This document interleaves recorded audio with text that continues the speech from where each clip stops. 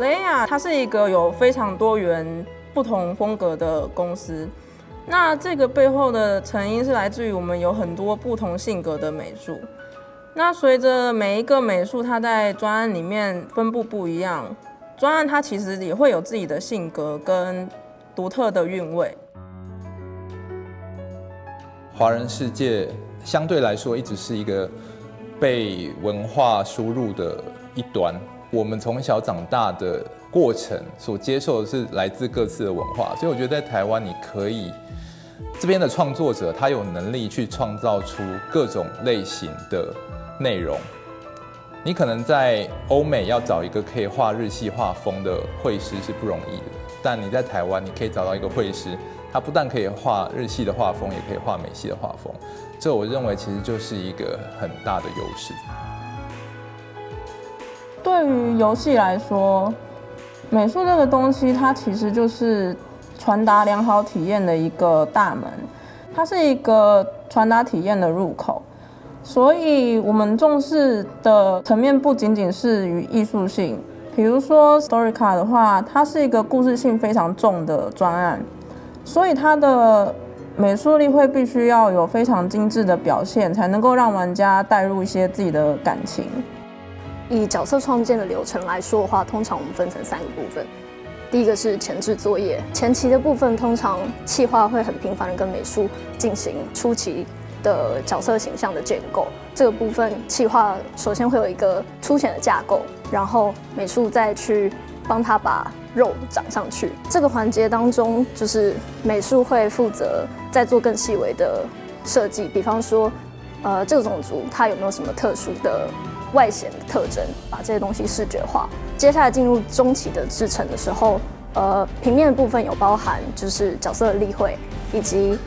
游戏中的 Q 版 SD， 在游戏中以更精炼的方式呈现给玩家。再到后续，他要拆解各个部件，比方说他的披风是怎么样拆解的，要到手怎么动，再到最后面会进入音效以及语音的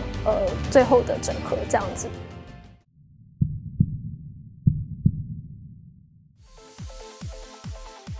Sidus 2基本它是一个风格非常特殊的专案，那它的专案规模非常的小，成员之间的沟通其实非常的快速而且有效率。我们这样子快速的沟通还有扁平化的组织，其实造就一个我们可以非常快速的去反映当下玩家他的心情，还有一个玩家在乎的文化是什么。这种快速的沟通，我觉得是造就 Sidus 2它独特的主因。为了要让美术可以有最大发挥的空间，我们其实都是尊重美术的设计，然后自己尝试去技术上面能够做突破，让美术一开始的设计能够最原汁原味的呈现给玩家，让他们有一个良好的体验。我们一开始的美术风格其实是做我们团队比较每个人喜欢的风格。原先是可能走比较硬派写实一点，然后但是我们做完之后，我们有一个 beta 就是给人家测试，根据玩家的意见回馈，所以我们有大幅度的变动，然后后来就改成比较亲民可爱一点，就这样。其实我们一开始想要做的方向里面，其中一个我们为了想要做到让美术最有惊艳的效果，所以我们花了很多的功夫在把东西做精细这件事情上。但它后来导致的一个结果是，今天在那么小的手机荧幕上，你精细的美术质感其实它不见得会在电脑荧幕上面表现出来，反而是会在那么小的荧幕中，所有精细的东西都变花了。那这造成玩家在视觉舒适度上面，还有使用的长度上面，都会因为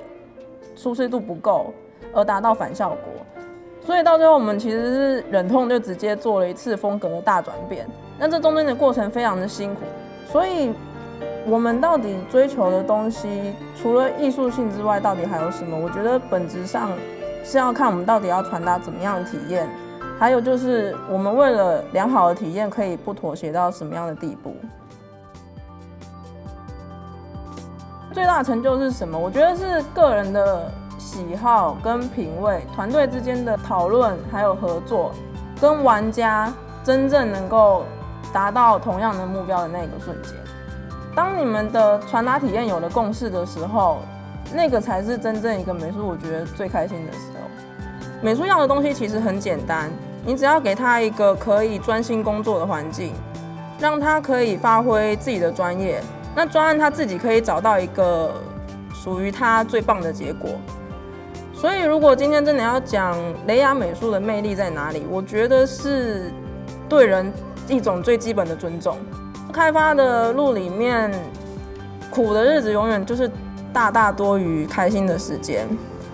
在这中间，其实我们还是不放弃，就是对游戏的一份坚持，还有希望把好的体验带给玩家这件事情。